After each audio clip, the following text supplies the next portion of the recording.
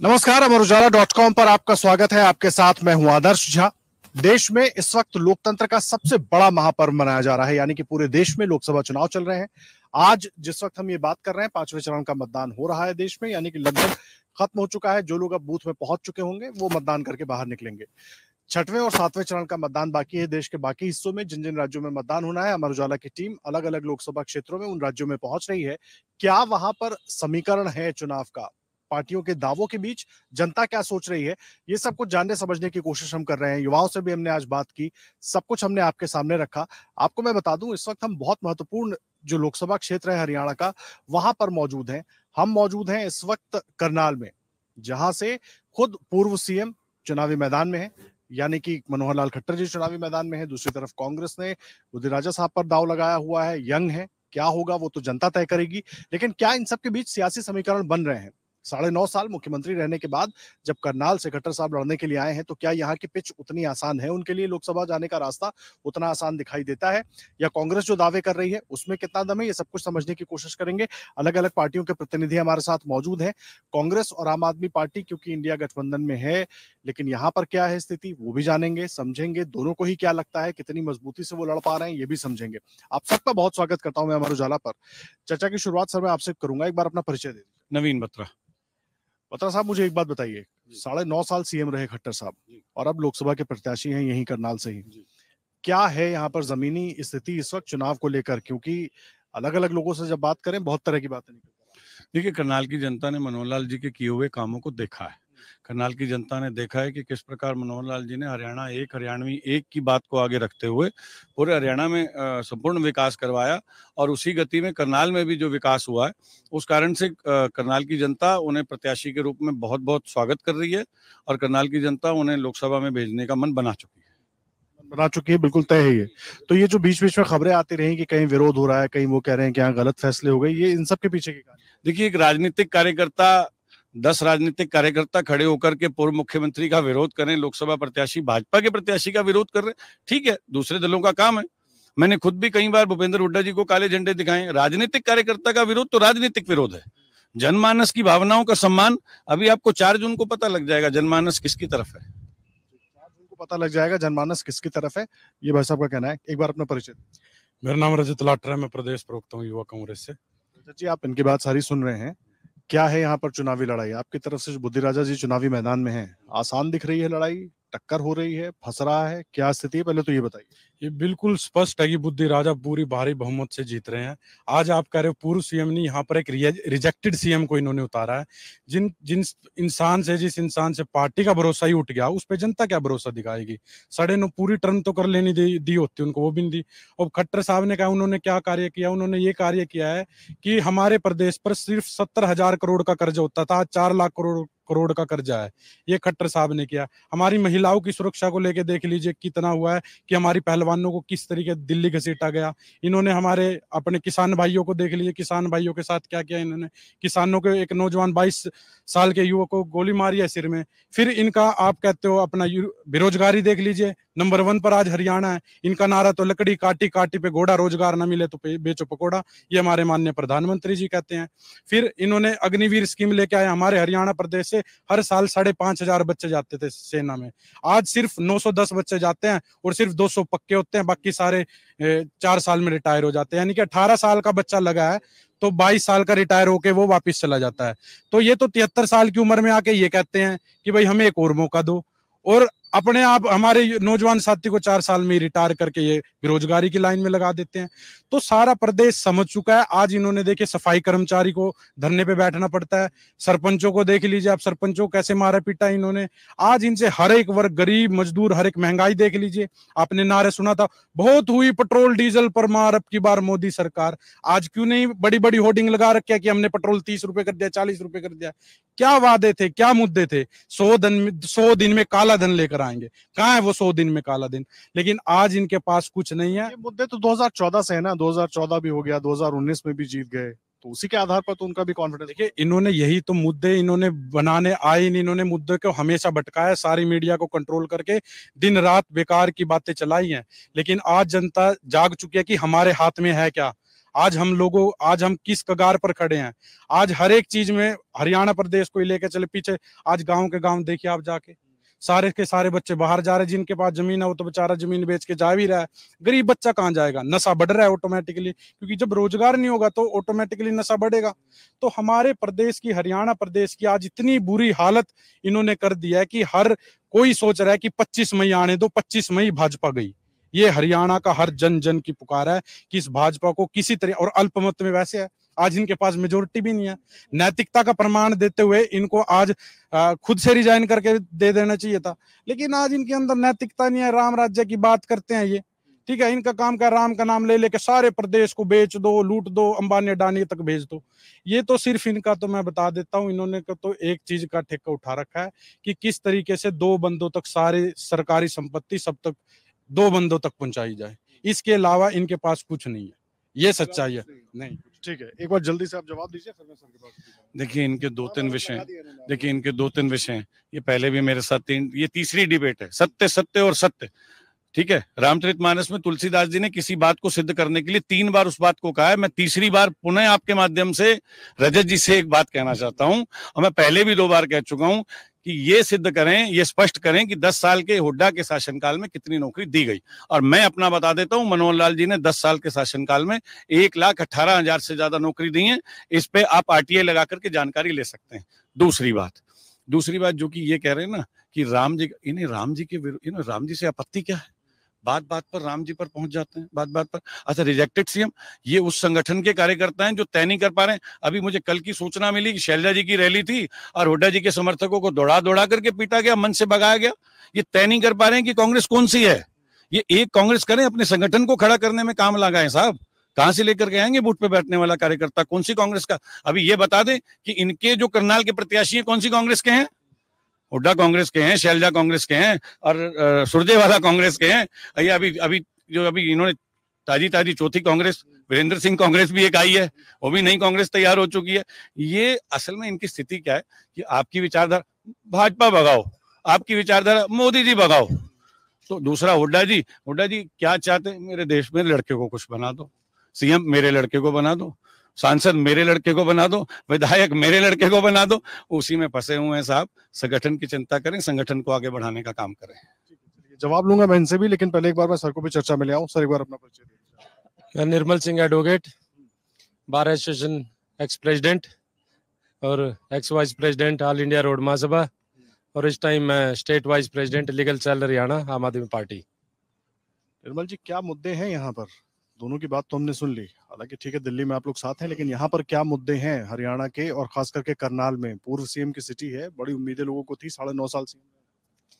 यहाँ सबसे बड़े मुद्दे हैं जो शिक्षा स्वास्थ्य के मुद्दे हैं, रोजगार का मुद्दा है, विकास का मुद्दा है। हमारे करनाल में आप देख लीजिए क्या विकास हुआ है। आप करनाल में घूमे होंगे, देखा होगा, गाँव में कोई सड़क पूरी नहीं है, सब सड़कें फटी हुई हैं, टूटी पड़ी हैं।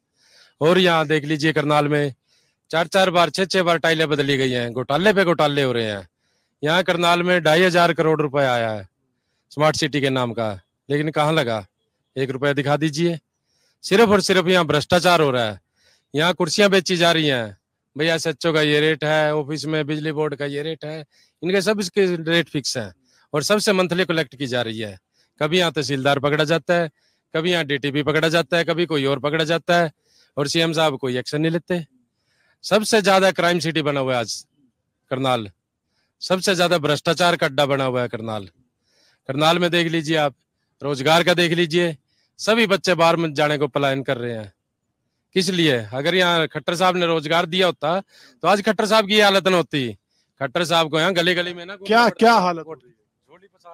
झोली पसार के वोट मांग रहे हैं, स्टेज पर रोना पड़ रहा है उनको, इतनी माड़ी हालत हो रही है उनकी। मैं पूछना चाहता हूं, अगर आपने विकास किया है, करनाल के काम किए हैं, तो आपको तो करनाल आने की जरूरत भी नहीं होनी चाहिए। आज भ्रष्टाचार में देख लीजिए हरियाणा नंबर 1 है, बेरोजगारी में नंबर 1 है। मैं पूछना चाहता हूं बीजेपी से, आज तक इन्होंने विकास के नाम पर वोट क्यों नहीं मांगी?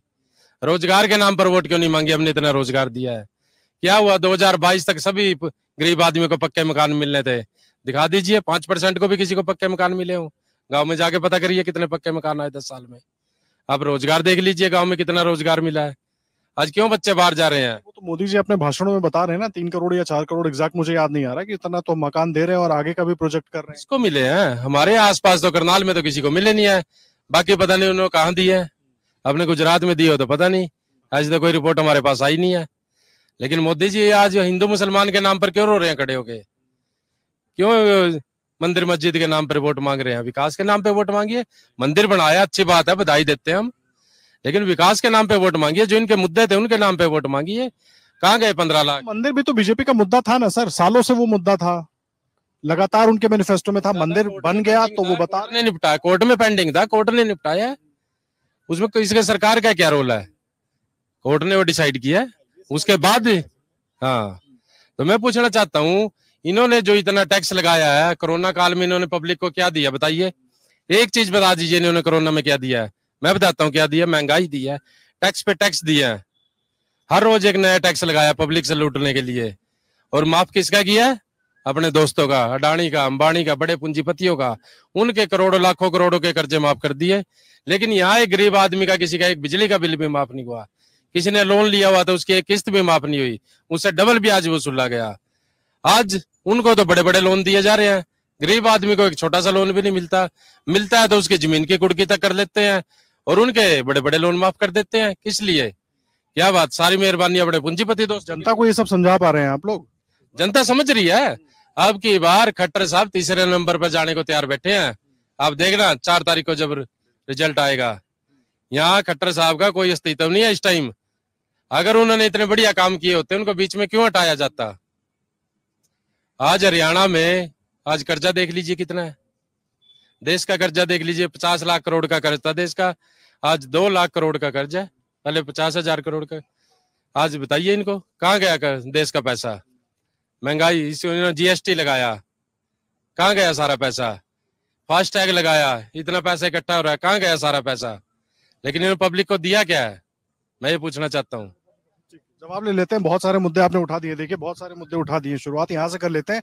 खट्टर साहब को गली गली जाकर वोट क्यों मांगने पड़ रहे हैं? 1 और 9.5 साल के बाद अचानक उनको एक तरीके से, जैसा इन लोगों ने कहा कि रिजेक्ट कर दिया गया, वही एक परसेप्शन बनाने की कोशिश हो रही है। क्यों ऐसा हुआ उनके साथ? और रोना पड़ रहा है मंचों पर, माफी मांगनी। मैं आपको एक बात बताता हूँ, लोकतंत्र है ना, लोकतंत्र में मेरा नेता जाकर के लोगों से वोट की अपील कर रहा है। इस सालों से होता है, वोट की अपील हम करते हैं। हम लोग जनता के बीच में जाकर के जनता से हाथ फैला करके वोट मांगते हैं। जनता हमें वोट देगी, ऐसा हमें विश्वास है। और दूसरी बात, मेरे मित्र एक बात कह रहे थे कि राम मंदिर तो कोर्ट ने बनाया है ना, तो राम मंदिर पे कोर्ट फैसला दे तो कोर्ट, राम मंदिर कोर्ट ने बनवाया है ना, तो इनके नेता को यदि कोर्ट जेल में भेज दे तो वो भाजपा ने भेजा। ये स्पष्ट करें कि कोर्ट के प्रति इनका रवैया क्या है।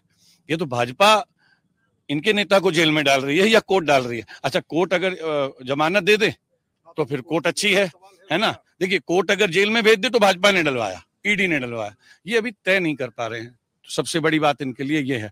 और भ्रष्टाचार पे वो साहब बोल रहे हैं जिनकी पार्टी के 4 नेता लगातार जेल में हैं और 2 अभी जमानत पे बाहर आए हैं। साहब बरी नहीं हुए हैं, जमानत पे बाहर आए। शराब घोटाला, कोर्ट ने माना है कि शराब घोटाला है, शराब घोटाले का केस चलेगा और केजरीवाल जी को चुनाव पर, ये लोकतंत्र की खूबसूरती है।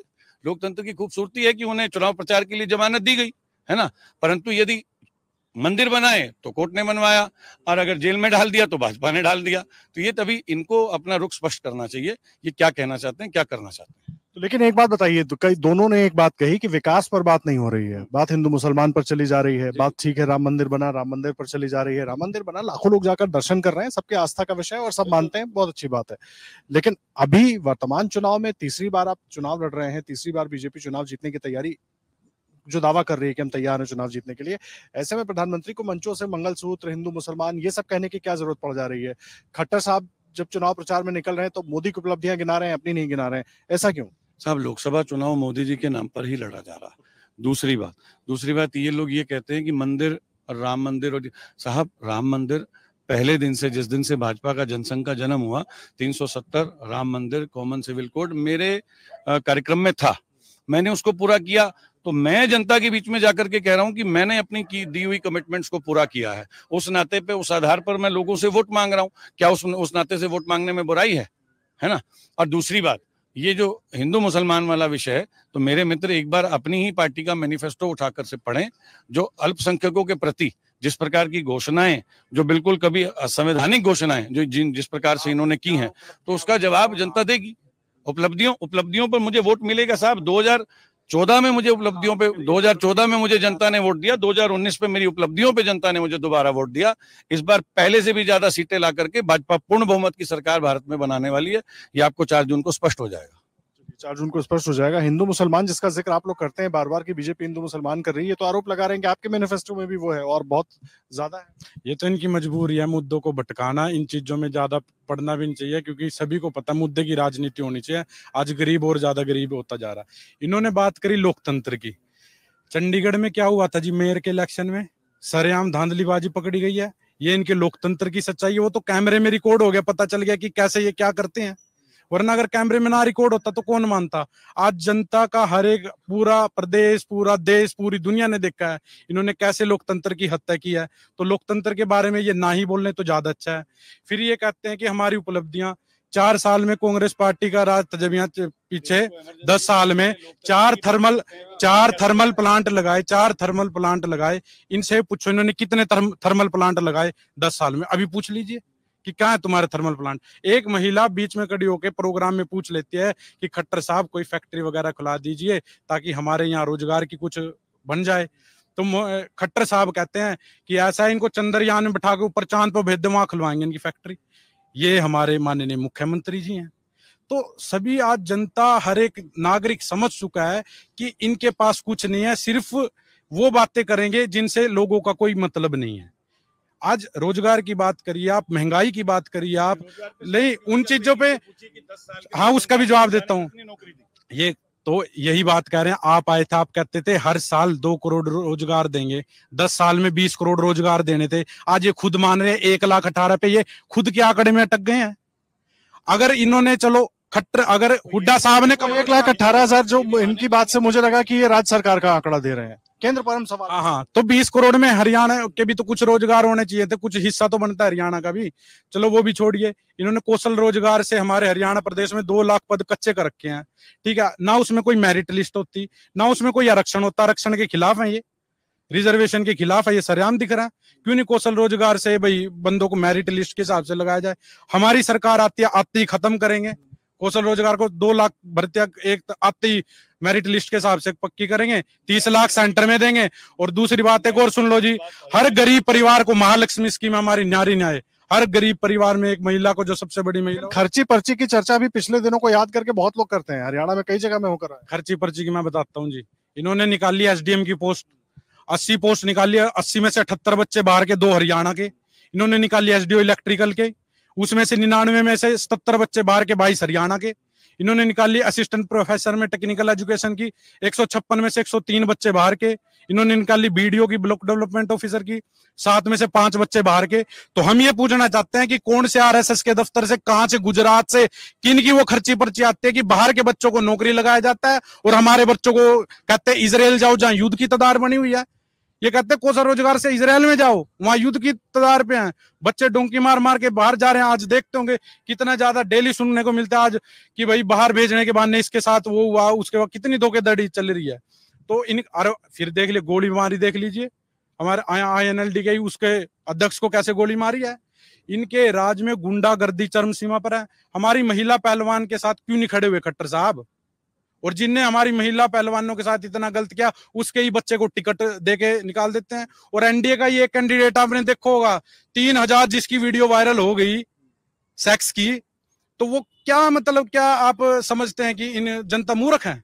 जनता इतनी बुरी जवाब देगी इनको, आप देखते जाइए। 25 मई को इतना बुरा हाल होने जा रहा है इनका। और यही मजबूरी है कि झोलियां पसार पसार के वोट मांगनी पड़ रही है। इनको पता है कि सुपड़ा साफ है, जमानत भी जब्त है इनकी। ये सच्चाई साफ है, जमानत भी जब्त है। मैं आऊंगा आपके पास क्योंकि दोनों के निशाने पर आप हैं। दिल्ली में अलग गणित चल रहा है आप लोगों का, हरियाणा में, पंजाब में, सब जगह अलग गणित चल रहा है। तो मतलब ये कैसे हो रहा है चुनाव? ये कैसा गठबंधन है? दिल्ली में भी हम गठबंधन में लड़ रहे हैं, हरियाणा में भी गठबंधन में लड़ रहे हैं, पंजाब में अलग अलग लड़ रहे हैं। किस तरह का, ये किस नेचर का गठबंधन? बीजेपी भी वहाँ शिरोमणि अकाली दल इनका गठबंधन है, लेकिन वो भी यहाँ का अलग अलग लड़ रहे हैं। वो तो सब पार्टियों का अपना अपना है जो जिसकी आपका समर्थक कांग्रेस के साथ जा रहा है? कांग्रेस के साथ है हमारा, क्योंकि देख लीजिए हमने बीजेपी का देख लिया, पिछले 10 साल से देख रहे हैं। मैं पूछना चाहता हूँ मणिपुर पे क्यों नहीं बोलते प्रधानमंत्री जी? वो रशिया का तो युद्ध रुकवा देते हैं। मणिपुर में 2 साल से कितने रेप हो चुके हैं, हजारों मर्डर हो चुके हैं, वहां क्या मोदी जी की चलती नहीं है? वो देश का हिस्सा नहीं है? या वहां मणिपुर में जानबूझ के करवा रही है बीजेपी सरकार, सिर्फ वोट बैंक की राजनीति के लिए। हर जगह हिंदू मुसलमान करवाती है, हर जगह कहीं जाट नॉन जाट करवाती है, ये कहीं पटेल नॉन पटेल करवाती है। किस लिए करवाती है? सिर्फ वोट बैंक की राजनीति के लिए। इनको पब्लिक के हित का और पब्लिक की सुरक्षा से कोई मतलब नहीं है। कोई मरता है तो मरे, लाशों पे राजनीति करती है बीजेपी। आप देख लीजिए कहीं भी उठा के, जहां भी बीजेपी सरकार आई है वहीं दंगे हुए हैं। और किसी सरकार में आज तक दंगे दिखा दीजिए कहीं पर दंगे हुए हो, बताइए। नहीं हुए दंगे? और किसी सरकार में, किस स्टेट में दंगे हुए हैं? जहां बीजेपी की सरकार है, यहाँ मेवात में देख लीजिए, मेवात में पीछे दंगे करवाए इन्होंने। मेवात में जानबूझ के इन्होंने उनको उकसाया, पहले 1 महीना पहले इनको उकसाया गया। आप देश में देख लीजिए, भ्रष्टाचार में देख लीजिए। अभी सुप्रीम कोर्ट ने इलेक्टोरल बॉन्ड का मुद्दा खोला, इनका सबसे बड़ा देश का घोटाला है, निर्मला सीतारमण। उसमें तो आप सब जिम्मेदार है ना, मंत्री है, उसमें तो आप सब हिस्सेदार है ना। कोई कम कोई ज्यादा, कोई 6,000 करोड़, कोई 1,500 करोड़, कोई 400 करोड़ फायदा पहुंचाया है, पैसे के बदले उनको सर। चंदा तो आप लोगों ने, एक मिनट सर, सुन लीजिए प्लीज, सुन लीजिए। ये ऐसा सवाल है ना जो मैं आप सबसे पूछता हूँ, किसी एक से नहीं, आप सबसे। इलेक्टोरल बॉन्ड आया, सबको पता था कैसे काम होगा, सब ने चंदा लिया। एक मुझे लगता है कि लेफ्ट की कुछ पार्टियां हैं जिन्होंने ये उस वक्त ही ठान लिया था कि मुझसे चंदा नहीं लेंगे, उन्होंने नहीं लिया, उन्होंने नैतिकता का पालन किया, तो वो सब पर सवाल उठा सकते हैं। चंदा आपने भी लिया 1,500 करोड़, उन्होंने ले लिया 600 करोड़, सबने लिया, चंदा लिया, लेकिन दूसरी पार्टियों ने उनको क्या फायदा पहुंचाया? और बीजेपी का बताता हूँ, इन्होंने पैसे के बदले उनको फायदा पहुंचाया।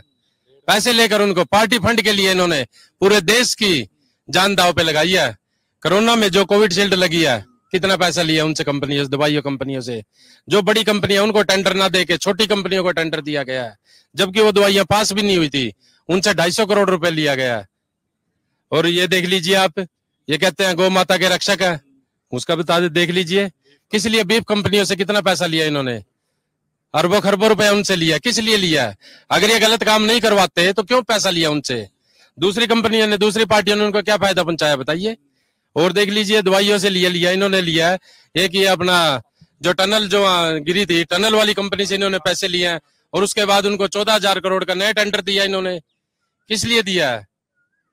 इन्होंने पैसे लेकर सारे देश को बेच दिया है। आप लोग इसकी बात करते हैं, वो शराब घोटाले की बात करते हैं, तो किस पर भरोसा करें आप? दिखाइए किसी पर 1 रुपया मिला हो। आप इतनी बड़ी इनके मिला नहीं तो मनीष सिसोदिया को जमानत क्यों नहीं मिली, मुझे ये बताइए। अरविंद केजरीवाल को अभी चुनाव के लिए जमानत मिली नहीं, पॉलिटिकल FIR।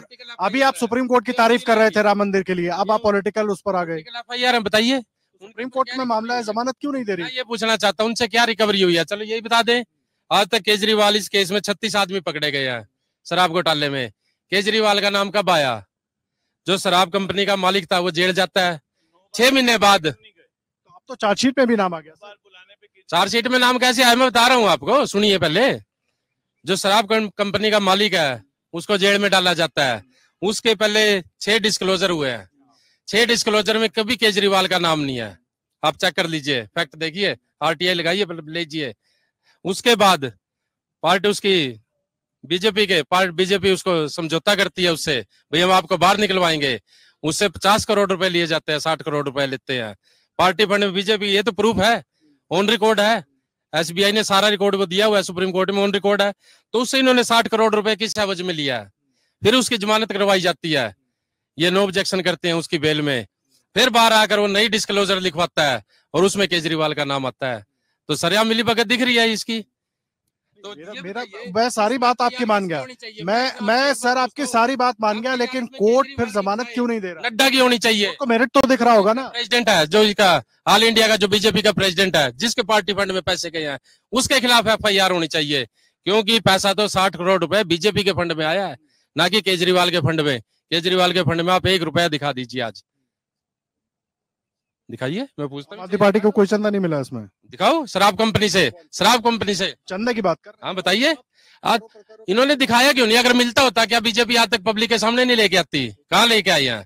और जबकि सुप्रीम कोर्ट ने 60 करोड़ रुपए इनके फंड में दिखा दिया। एक छोटा सा सवाल, सुप्रीम कोर्ट को कुछ तो मेरिट दिख रहा होगा ना कि जमानत नहीं दे रहा है, या मनीष सिसोदिया को नहीं दी, संजय सिंह के मामले में नहीं दिखा तो शायद जमानत दे दी मेरिट करेगी।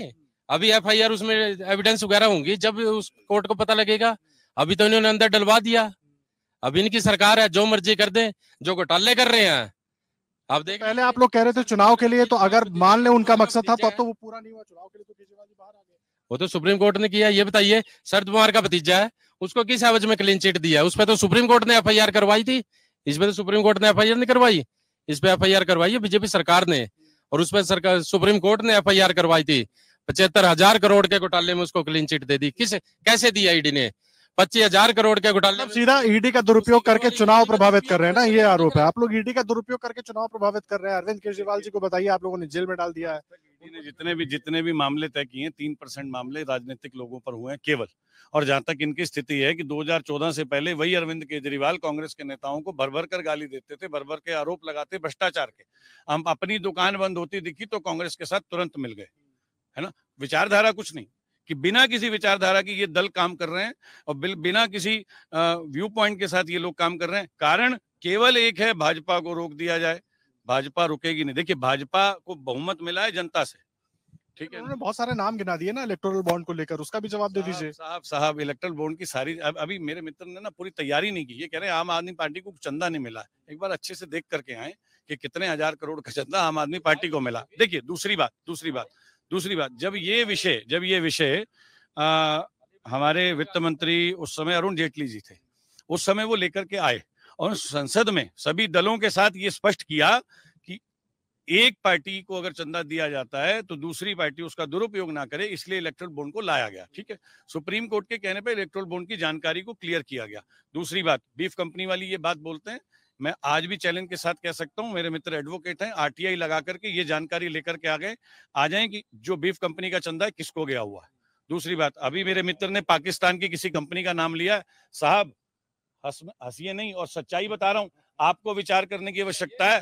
पाकिस्तान की कंपनी ने चंदा जो दिया है वो कांग्रेस आई को गया हुआ है, स्टेट बैंक ने ही स्पष्ट किया। ऊपर की हवाओं में अभी यही देखिए यही अरविंद केजरीवाल थे जो कहते थे अपने बच्चों की कसम खाता हूं कि कांग्रेस से ना समर्थन लूंगा ना दूंगा। आज उनकी झोली में बैठ करके चुनाव लड़ रहे हैं। आज मैं देख रहा था कि हमारे यहाँ प्रत्याशी हैं विधानसभा के प्रत्याशी हैं, और उनकी फोटो पे अरविंद केजरीवाल। अरे साहब, दिन भर आप एक दूसरे को गाली देते रहे, है ना। 2014 के चुनाव में आप जब निकले सड़कों पर, अरविंद केजरीवाल जी का मुख्य विषय यही था, कांग्रेस का भ्रष्टाचार, है ना। आज उन्हीं की गोदी में बैठे हुए हैं। क्या कारण है कि उन्हें भ्रष्टाचार दिखना बंद हो गया, या इतना कर लिया कि अब बराबरी हो गई, है ना। पहले तो कांग्रेस बुरी थी, अब मैं इतना कर चुका हूं, अब हम अपन बराबर के हो गए, है ना। सुप्रीम कोर्ट यदि ईडी ने गिरफ्तार किया, ईडी लेकर के गई कहां? कोर्ट में, है ना।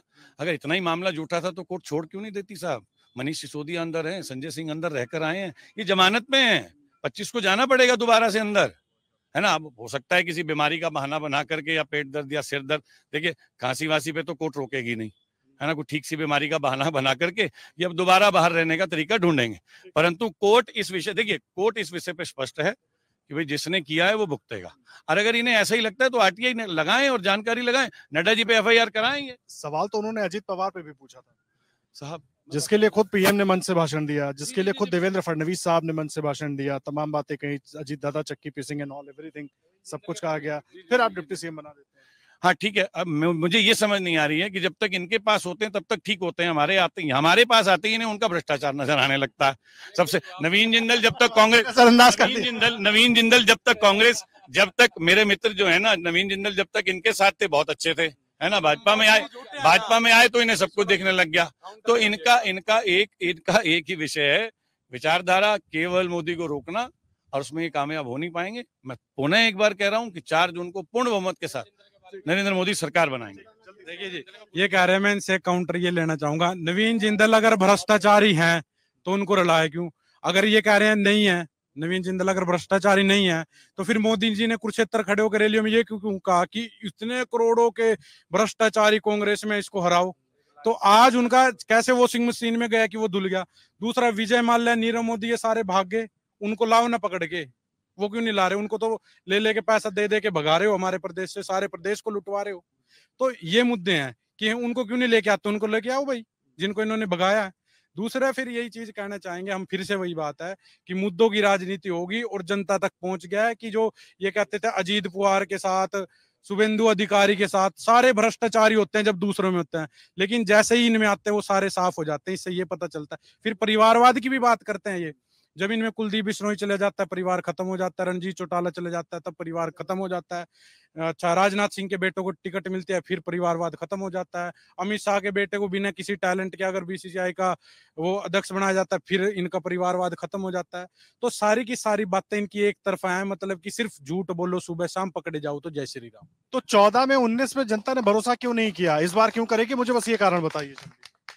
जनता इसलिए भरोसा करेगी कि जनता ने देख लिया 5 बार, 19 में एक और बार मौका देख लिया कि कोई नहीं, हम लाइनों में लगे, नोटबंदी हुई, जीएसटी आई, कुछ होगा कुछ होगा कुछ होगा। लेकिन 19 के बाद सतपाल मलिक ने क्या कहा था जी पुलवामा अटैक के बारे में, सारे देश को पता है। तो अब इन्होंने 19 के बाद देखा नहीं, ये सारे जुमले हैं, सब झूठे है, ये कुछ नहीं करते, ये देश को बेच के चले जाएंगे अगर दोबारा आगे। तो ये जनता के हर एक के दिल में ये बात गड़ चुकी है। ठीक है, चलिए, देश को बेचकर चले जाएंगे, इनका आरोप है। आगे आइए जरा आप लोग। क्या शुभ नाम है? लक्ष्य शर्मा। लक्ष्य, क्या मुद्दे, क्या सबकी बातें आप लोग सुन रहे हैं? हाँ जी इश्यूज क्या है करनाल में, यूथ को लेकर, जॉब्स को लेकर, क्या है? सर, आपको पता है अपोजिट पार्टी बोलती रहती है, हम तो सर आपको पता, हम तो बीजेपी के हैं, जेन्युइनली बताएंगे आपको सर। बिना खर्ची पर्ची की नौकरियां दी हैं, सबको पता है चीज का। और कांग्रेस की बात करते हो सर, राहुल गांधी जी को पता तो है नहीं, बोलने क्या बोलते हैं, आलू डालोगे सोना निकलेगा। सर निकल सकता है, सोना निकलता है सर। 23 रुपए लीटर इनका आटा आता है, इनका 23 रुपए, सर बोलने दो पहले। 23 रुपए लीटर का आटा आता है सर। आटा कब से लीटर में आने लग गया? लीटर में कब से आटा आने लग गया? पेट्रोल तो सुना सर। वो तो मंचों से बहुतों से गलतियां हो जाती हैं, उसको मुझे लगता है। चलो मानते सर, गलती होती है सर। राहुल जी से क्यों होती है? राजधानी कौन सी होती है? चलो सर, अब आपको पता है सर, करनाल की राजधानी क्या है? आप बोलो सर, पहले आप बोलो। करनाल की राजधानी बता दो। मोदी जी कहते हैं जिलों की राजधानी होती है। हाँ जी, पूछ लो जी। चलो सर, इनकी बात नहीं मानते हैं सर। उसके बाद आती है आम आदमी पार्टी। आम आदमी पार्टी का सर आपको पता ही है सर, शराब घोटाले में क्यों गया अंदर, वो सबको पता है सर। अंदर खाते में सर सारे काम क्या चलते हैं। तो सर उसके बाद आपको जिस हिसाब से घोटाले चल रहे हैं इनके, हर उससे होते हैं, मानते हैं, बट सर इनके उससे क्यों हो रहे हैं? फिर बीजेपी का नाम तो ऐसे ले रहे हैं सर ये। तो उसके बाद सर सर जिस हिसाब से चुनावी माहौल है, बीजेपी का सर ज्यादा चल रहा है। हाँ जी, चलिए, आपको कहना चाहिए था ना कि जीत रही है जब इतना सब कुछ गिना रहे। सर आगे आइए। क्या शुभ नाम है आपका? जोगिंदर नाम है जी। जोगिंदर जी, कौन सी पार्टी से, पहले ये बताइए। कांग्रेस पार्टी। कांग्रेस पार्टी से। क्या होगा इस बार, कांग्रेस पार्टी आ रही है? आगे ले आएंगे जी, कांग्रेस पार्टी जिंदाबाद। पीएम कौन बनेगा? कांग्रेस आ जाएगी। पीएम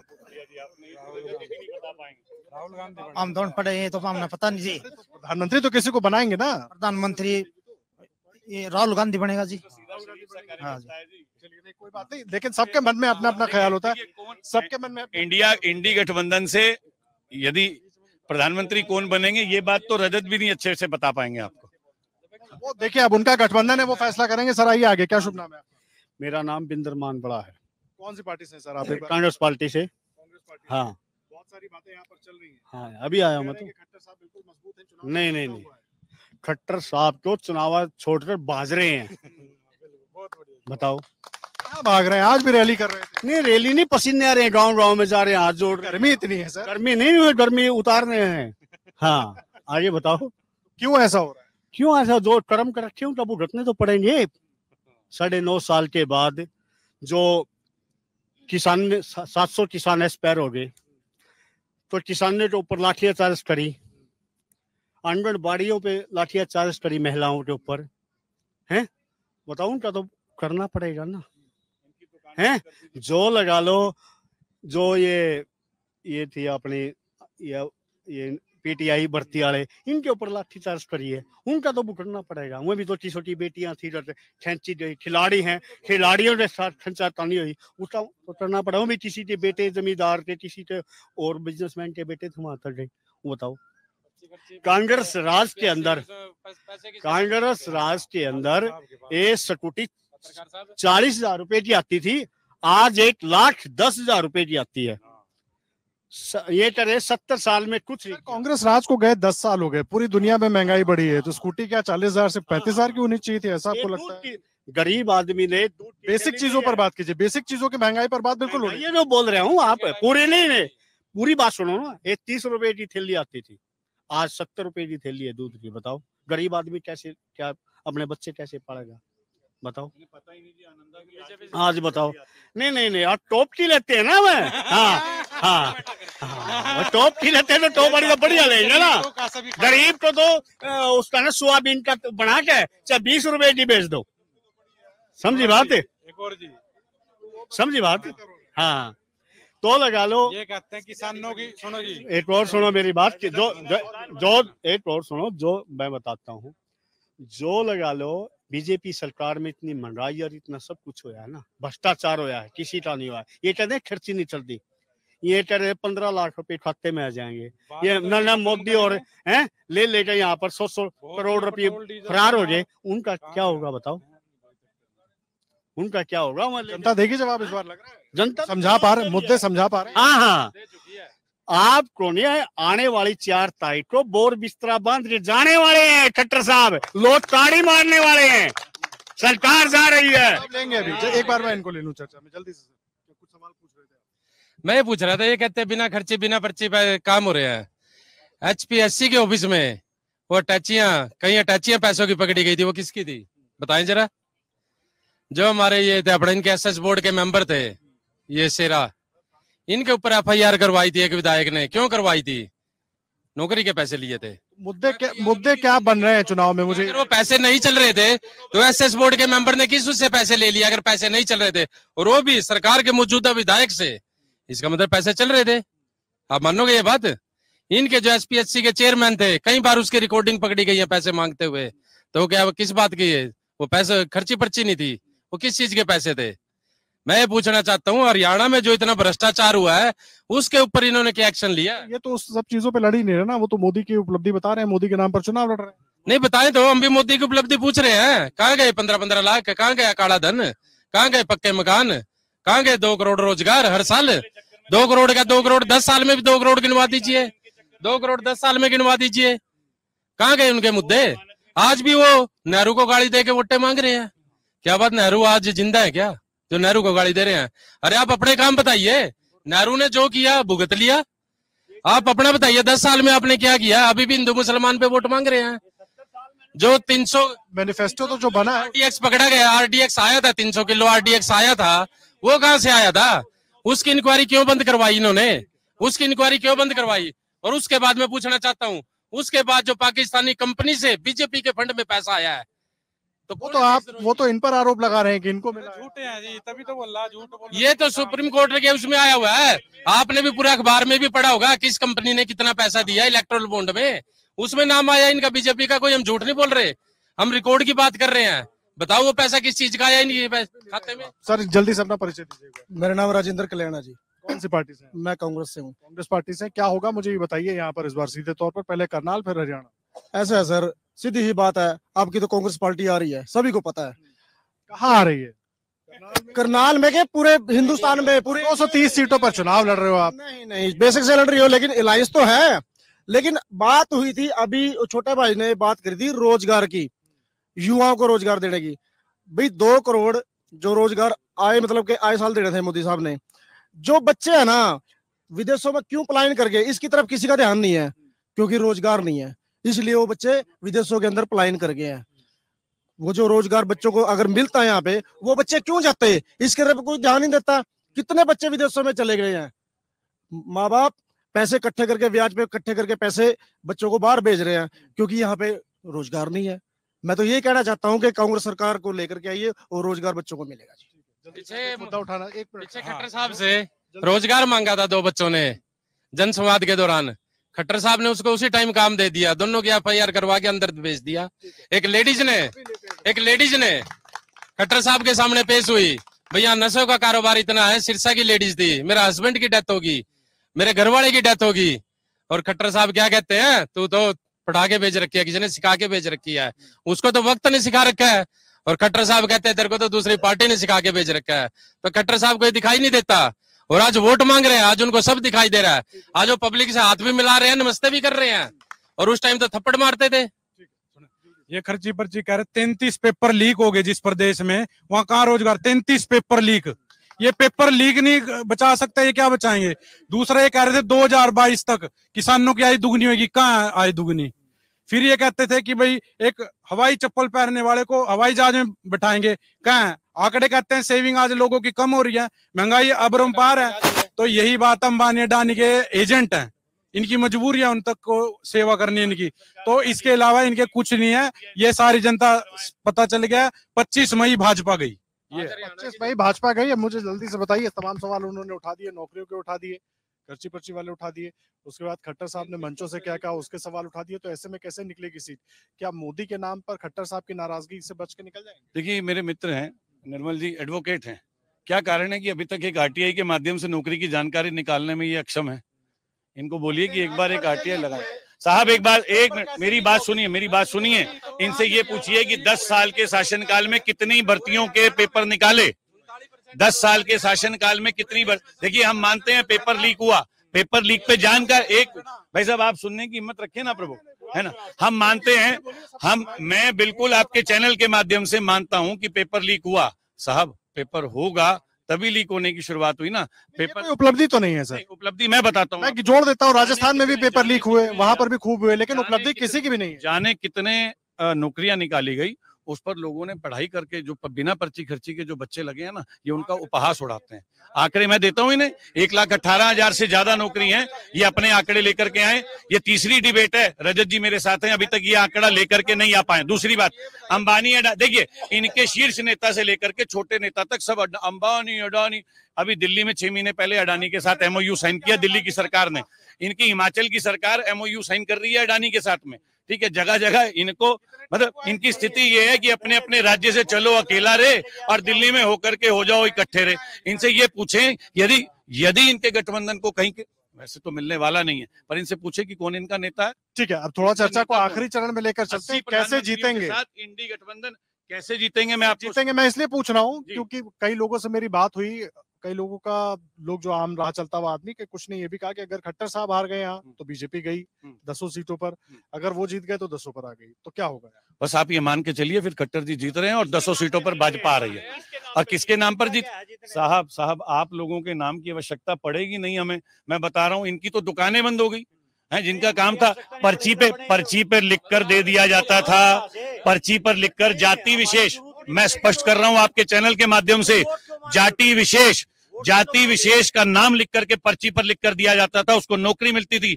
इस बात का हरियाणा गवाह है। हरियाणा के आम जनमानस ने देखा है कि किस प्रकार से नौकरियां रोहतक से मिलती थी। अब की बार नौकरी एक आम आदमी के, एक आम बच्चे को मिली है। आप इसराना के गांव में जाकर के देखिए, एक गांव में 34 बच्चे अपनी शिक्षा के दम पर नौकरी लग रहे हैं। ये उनका उपहास उड़ाते हैं, ये उनका शायद देखिए, असली सच्चाई ये है कि मनोहर सरकार के 10 साल के शासनकाल में इनकी दुकान को पूरी तरह बंद किया जा चुका है। अरे दुकान बंद होने का दर्द मैं समझ, ये तो पूछ रहे हैं ना, फिर 6 महीने पहले उनको क्यों हटा दिया गया? ऐसी क्या नाराजगी हो गई केंद्र को कि 6 महीने पहले उनको? बात का जवाब भी मैं देना चाहता हूँ, ठीक है। एक मुख्यमंत्री ने अपनी सीट को छोड़ दिया, ठीक, और एक सांसद ने तुरंत प्रभाव से अपनी सीट पूर्व मुख्यमंत्री के लोकसभा प्रत्याशी के लिए छोड़ दी। कहीं इतना सा भी धुआं क्या मीडिया ने कहीं देखा? कहीं इतना सा विरोध, कहीं इतना सा झगड़ा? इनके प्रभारी ये पीडब्ल्यू रेस्ट हाउस में आते हैं, मार मार कर खदेड़ दिया जाता है। बबरिया जी ये बताएं कि क्यों हुआ था ऐसा? अभी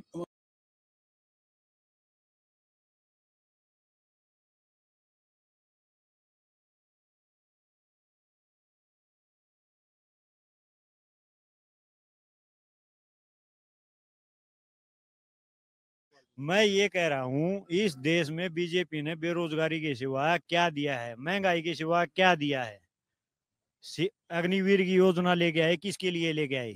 बच्चे लगते थे पुलिस में लगते थे या आर्मी में लगते थे, 4 साल की अग्निवीर कर दी। बाप नौकरी कर रहा है, बेटा रिटायर हो गया घर आ गया है, क्या रोजगार है इनके? है कोई? अच्छा, ग्रुप डी के जो पीएचडी की है बच्चों ने, वो पानी पिलाने वालों में लगा दिए, कहते हैं बगैर खर्ची बगैर पर्ची के लगा दिए। जो ए क्लास, बी क्लास, सी क्लास के जो अफसर हैं, वो कहाँ के लगाए हैं? सारे गुजरात के लगाए हैं। उसको ये डी ग्रुप को रोजगार में गिन रहे हैं। डी ग्रुप को नहीं, डीसी रेट को।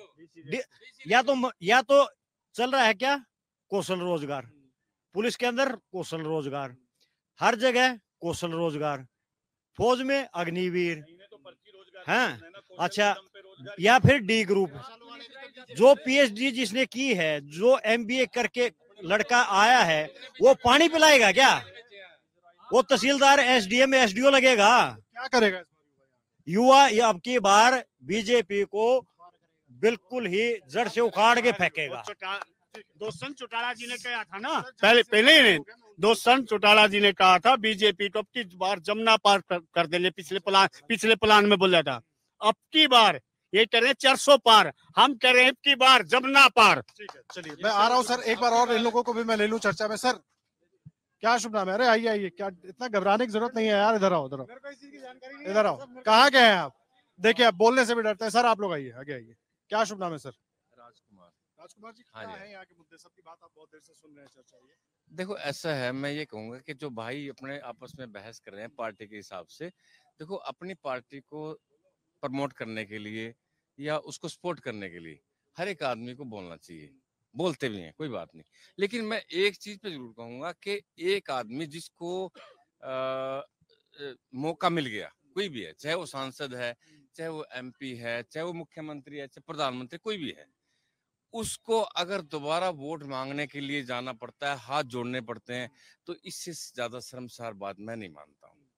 मैं इस चीज पे सहमत हूँ। उसको काम पे वोट मिलना चाहिए, उसको काम पर वोट मिलना चाहिए। भाई उसको मौका मिला, उसने अपनी ड्यूटी में क्यों ऐसे काम नहीं किए कि दोबारा उसको वोट मांगने ही ना जाना पड़े। चाहे वो मैं किसी पार्टी से संबंध नहीं रखता हूँ, ना मैं किसी के अपोजिट में हूँ किसी पार्टी की। मैं तो सिर्फ एक जो है ना मत जो मेरा उम्मीदवार खड़ा है उसको मैं देखता हूँ, उसकी काबिलियत क्या है। अदरवाइज तो नोटा ही दबाता हूँ, मैक्सिमम नोटा ही दबाता है मेरा, क्योंकि वो जो उम्मीदवार खड़ा है वो बेचारा नहीं खरा उतर रहा है मेरे हिसाब से।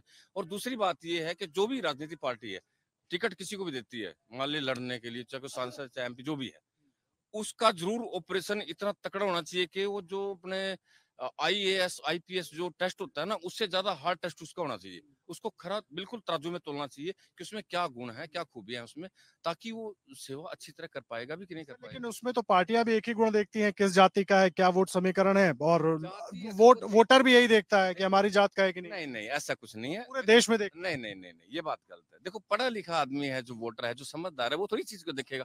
अगर मेरा जाति का कैंडिडेट, मैं अभी आपको बात पहले कही ना, नोटा दबाता हूँ, मेरी जाति के क्या, मैं काम्बोज जाति से बिलोंग करता हूँ, क्या काम्बोज जाति से कोई खड़ा नहीं होता है क्या? तो मैं तो नहीं वोट देता हूँ। अगर वो बंदा सही नहीं है, अगर मान लो खरा नहीं है मेरी नजरों में कि भाई ये सही सर्विस दे पाएगा या नहीं दे पाएगा, तो इससे अच्छा तो नोटा ही दबा दो बस, फिर ठीक है। है। पार्टियों को खुद एक आत्म अवलोकन करना चाहिए। बिल्कुल करना चाहिए, और जो आदमी जीत के आता है उसको तहे दिल से इतनी अच्छी सर्विस देनी चाहिए कि दोबारा उसको वोट मांगने ना जाना पड़े। बड़ी अहम बात आपने कही, ये बात मुझे भी लगता है। क्या है मुद्दे यहाँ के? क्या कौन सी पार्टी से जुड़ के आए हैं? पहले कांग्रेस पार्टी से। क्या करेंगे, क्या होने वाला है यहाँ पर? युवा क्या कर रहा है करनाल में? युवा सर, मेरा पहली मांग तो रोजगार के बारे में है कि जो भी भर्ती करते हैं वो ही लीक हो जाती है। जो पेपर देने जाते हैं बच्चे, पेपर दे देते हैं, फॉर्म भर देते हैं, गरीब बच्चा कहाँ से फॉर्म के पैसे लाता है, कैसे करता है, और वो अगले दिन पेपर, मतलब कि पेपर देने से पहले ही पेपर लीक हो जाता है। और जितनी भी मतलब कि इन्होंने भर्ती की है, वो सीईटी एक नया मुद्दा लेके आ गई। उस सीईटी में जो फ्रेशर बच्चा होता है, इन्होंने बोला था कि क्वालिफाई कर दो, सारे बच्चे पेपर दे पाएंगे उसके। अब उसमें ये वो आ गया कि पहले उसमें उसमें भी मेरिट लगाई गई है। बता रहे हैं। और कुछ है मुद्दा? विकास हुआ है? विकास तो बिल्कुल भी नहीं हुआ। अभी भी इन्होंने ग्रुप डी की नौकरी दी है, उसमें भी 6,000 बच्चे लगाए, 15,000 पोस्ट थी, 10,000 पोस्टें इन्होंने खाली रख दी, वो भी पूरी नहीं करी। और हरियाणा पुलिस की भर्ती करी थी, वो 2 साल पहले भर्ती करी थी। अब उस भर्ती के अब बच्चा के बच्चे पूरे हो रहे हैं। 2 साल तक बच्चों ने क्या किया? दिहाड़ी मजदूरी की है, बच्चे रोजगार बैठे थे। आप आगे आइए भैया। क्या शुभ नाम है? जल्दी आइए। मनीष। मनीष, क्या है मुद्दे जो भाई गिना रहे हैं? वही मुद्दे हैं कुछ और? विकास है, बेरोजगारी है, कहाँ है? ना तो कहीं विकास है, ना कहीं यहाँ पे रोजगार है। एक बात बताइए, ये बात करते हैं यहाँ पे हमने रोजगार दिए, कितने लोगों को गवर्नमेंट जॉब दी है? हरियाणा के लोगों रोजगार क्या दे रहे हैं? ग्रुप सी और ग्रुप डी। उसमें भी क्या पॉलिसी ऐसी लेके आते हैं, जानबूझ के उसमें इतनी कमियां छोड़ी है कि वो भर्ती एक भी पूरी नहीं हुई। ये सब लोग बता रहे हैं, तो क्या होगा इस बार? कांग्रेस आएगी और क्या। 25 मई बीजेपी गई। ठीक है, 25 मई बीजेपी गई कह रहे हैं आप? कांग्रेस बिल्कुल सर, ये सत्य बात है। 25 मई बीजेपी गई। 25 मई बीजेपी गई। आप भी आओ, जल्दी आओ। आप भी कांग्रेस पार्टी से ही हो? आप सारे एक साथ हैं, ठीक है। एक बार मैं इन लोगों को ले लूं जो तमाम युवा हैं, फिर मैं आप आता हूँ। आगे आओ सर बिल्कुल आइए, आप आगे आइए। आप बहुत देर से शांत खड़े हैं, आप इधर चले जा रहे हैं। आपने सारी पार्टियां दा सुन लिया, मेरा क्वेश्चन सारी पार्टियां नाल ही है। बिल्कुल पूछिए, सबसे ठीक है नहीं? मैं मेरा एक ही बेटा है, वो आर्मी में ऑफिसर है। अब अपने देश दे विच किन्ने आर्मी च ने, सारे कहते हैं। आज जो मैं अमित शाह दी भी सुन रहा था, वो भी कह रहे थे भी हरियाणा दे सबसे ज्यादा बच्चे आर्मी में ने। ठीक है ना, भी आर्मी च रहंदे होए उन्हां दे माँ बाप ने ਜਾਂ परिवार दे मेंबर हैं, वो तो सारे कहाँ रहते हैं, घरों में ही रहते हैं ना, वो तो नहीं बॉर्डर पे जाते। अब ये सारे पार्टियां वालों से पूछ लो किसी से भी उन्होंने दे परिवार दे अगर कोई शिकायत होती है, क्या उसको प्रायोरिटी बेस पे कोई लेता है, या कोई पार्टी वाला या कोई डिपार्टमेंट वाला, कोई नहीं अटेंड करता। उन्होंने वैसे ही धक्के खाने पैंदे ने। बिजली बोर्ड वाले आउंदे ने, देखते हैं भी फौजी का घर है ना, साढ़े दे गेट दे अगे लगा दो पोला, ਉਹਦੇ ਅੱਗੇ ਪੋਲ लगा जाएंगे भी वो तो 6 महीने बाद आएगा, कौन सा कोई देखेगा, कोई नहीं ध्यान रखता उसका। म्यूनसिपल कमेटी वाले आए, वो खड्डा बना देंगे उत्थे आके, क्यों भी बोलने वाला तो कोई है नहीं घर च, और शिकायत करने जाओ तो कोई अफसर नहीं सुनेगा। तो वोट लेने वास्ते सारे खड़ जाएंगे आके, बस मेरा यही है। ये देखिए बड़ा अहम सवाल आपने उठाया, जवाब ले लेते हैं सर, ऐसी स्थिति क्यों है? देखिए बहुत अच्छी बात इन्होंने कही, यदि कोई भारत का जवान जो मंच से हम कहते हैं कि हमारे जो वीर हैं वो हमारे देश की सुरक्षा कर रहे हैं, देश की सुरक्षा के नाम पर, देखिए इसमें राजनीतिक बिल्कुल किसी प्रकार, ये इस विषय में किसी भी प्रकार की राजनीति करने से मैं बिल्कुल बचूंगा और स्पष्ट रूप से कहूंगा ये राजनीति का विषय नहीं है। देश का एक एक जवान देश की धरोहर है और उसके परिवार का सम्मान होना चाहिए। इन्होंने आज ये विषय बताया, मैं ये विषय जहां तक रख पाऊंगा मैं इस विषय को रखने वाला हूं। इसमें किसी प्रकार की कोई राजनीति नहीं है। देश का एक एक जवान देश का सिरताज है, सिरमौर है। बस उनका परिवार, उनके परिवार के साथ यदि देश का एक एक नागरिक, देखिए यहाँ कांग्रेस भाजपा आम आदमी का विषय नहीं है, देश के जवान के परिवार के साथ देश का एक एक नागरिक खड़ा है, इसमें कोई दो राय नहीं है। मैं कहना इस करके चाहता हूँ मैं इनको सारे खड़े हैं, मैं करनाल का ही रहने वाला हूँ, मैं इनको दिखा सकता हूँ पोल लगे हुए भी, गलत पोल लगा, आप सारे जाओगे तो खुद कहोगे भी हाँ गलत लगा हुआ है। स्ट्रीट लाइट भी गलत लगी हुई, और सीवरेज का जो दूसरे खड्डे खुदे हुए ने वो भी गलत खुदे हुए। कहो तो मेरे पास आके देख सकते हैं, मैं प्रूव कर दूंगा, दिखा भी दूंगा। कहो सेक्टर च दिखा दूंगा, कॉलोनी च कहो तो कॉलोनी च दिखा दूंगा। बहुत अहम बात आप कह रहे हैं और जाहिर सी बात है सबसे इस पर मैं बात कर लूंगा, क्योंकि देखिए सब पर उनका ये सवाल है। सरकारें आती रहेंगी जाती रहेंगी, लेकिन जो देश सेवा करने के लिए बॉर्डर पर है, अगर उनके परिवार इस तरह की मुश्किल में हैं और दिक्कतें आ रही हैं तो उन्होंने बड़ा जायज सवाल। सही बात है, बिल्कुल। तेज बहादुर को सारे जानते हैं जी, तेज बहादुर ने खाने को दिखाया था, हमें खाने को क्या मिलता है, इन्होंने उसको सस्पेंड कर दिया, टर्मिनेट कर दिया। 44 जवान जा रहे थे पुलवामा अटैक में, कह रहे थे हेलीकॉप्टर से उतारे, वहां हेलीकॉप्टर से उतारे। तो इनको किसी से संवेदनाएं नहीं है। ये तो सबसे पूछ रहे हैं सर सवाल, ये तो सारी सरकारों से सवाल हाँ, वही तो कह रहे हैं जी, अग्निवीर में भी लेके आए, उनको मान सम्मान ही नहीं मिलता। जो अगर कोई शहीद हो जाता अग्निवीर वाला, तो ये तो हमेशा से यही मैं बता रहा हूँ कि भाजपा किसी के हत्या से नहीं है, और हमारी सरकार आते आर्मी वालों को देखते हैं, कभी कोई दिक्कत ही नहीं आने देते। हमने इतने युद्ध अपने सैनिकों के दम पे ही तो जीतते हैं। 1971 का देख लीजिए, पाकिस्तान के 2 टुकड़े कर दिए थे, किसने करे? तो हम तो सैनिकों का पूरा मान सम्मान करते हैं, और ये कितना मान सम्मान करते हैं देख लीजिए। 4 साल में दोबारा बेचारे को बेरोजगार करके खड़ा कर देंगे। चलिए, ये अहम बात उन्होंने उठाई और जाहिर सी बात है इस पर चर्चा होनी चाहिए। लेकिन अब आखिरी चरण, एक आखिरी सवाल आप लोगों से, क्या होगा सर 4 जून को क्या होना है, 25 मई को क्या होना है, जल्दी से मुझे बताइए, अब समय बहुत। सर ये तो सबको पता है जी। 4 को क्या पता है ये बताइए। हाँ, हमें तो ये पता है कि कांग्रेस पार्टी आ रही है जी। आ रही है बिल्कुल, करनाल में भी, हरियाणा में भी, हरियाणा में भी, पूरे इंडिया के अंदर जी। पूरे इंडिया के अंदर जी जी ठीक है सर। ऐसा है, हरियाणा की जनता पिछले 10 साल से लाइनों में लगी हुई है, कभी फैमिली आईडी को लेकर, कभी पोर्टल को लेकर, कभी आधार कार्ड को लेकर, कभी प्रॉपर्टी आईडी को लेकर लाइनों में लगी हुई और धक्के खा रही है। इसी का बदला लेके अब की बार हरियाणा की जनता इनको खुद लाइन लगाने जा रही है। उसके बदले में इनको क्या मिलेगा? 10 में से 0 सीटें हरियाणा में इनकी आ रही है। आज 10 की 10 सीटें हमारी आ रही हैं। ये पहले यहाँ भी नारा लेके आए थे, अब की बार 75 पार, कहाँ 40 पे रुक गए थे। अब की बार ये कह रहे हैं 400 पार। जैसे गांव में कुर्सी बेचने वाले आते थे ना, वो कहते हैं 400 की ले लो, 400 की ले लो, फिर 100-150 तक रुक जाते हैं। उस रेशियो में भी 400 पार में बहुमत नहीं, ये 100-150 तक ही रह जाएंगे।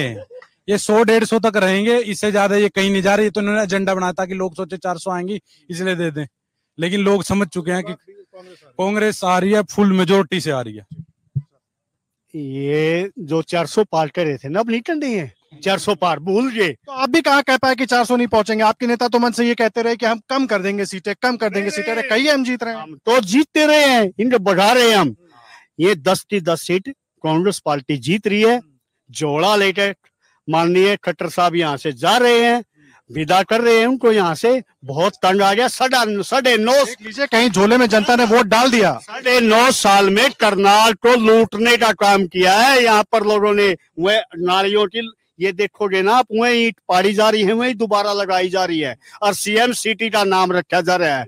इतना बड़ा। हाँ, अब आज सुनो, जो मुकुट पर आता है किसी को कह देते तेरी नाड़ काट दूंगा। यार हम तो आए हैं चीफ मिनिस्टर का स्वागत करने के लिए आए हैं, किसी को कुछ कह देता है। पेटर बराबर का कोई कैंडिडेट नहीं आया। आज एक मिनट, नहीं दोस्त, सुनने पड़ेंगे। नहीं, अब तो पूरे सुनने पड़ेंगे। अब गांव में जाके कह रहा जी मैं आपकी सेवा करूंगा और आपके बीच में रहूंगा। लो झंडा लेके बाज रहे हैं पीछे। खट्टर साहब आगा बाज रहे हैं, भाई कोई नहीं, बाद में जल्दी ले लो। जहां रैलियां होती है वहां 200 पुलिस वाले सिविल वर्दी में पहले जाके बैठ जाते हैं। फिर जनता जाती है, हैं वो ये क्या सटोटी के लिए रख रखे हैं।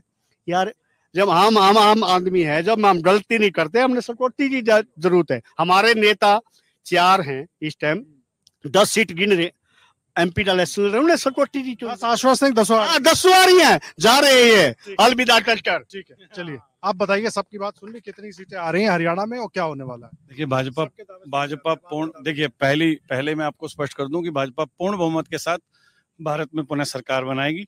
हरियाणा में 10 की 10 सीटें जनता भाजपा की झोली में डालने वाली है।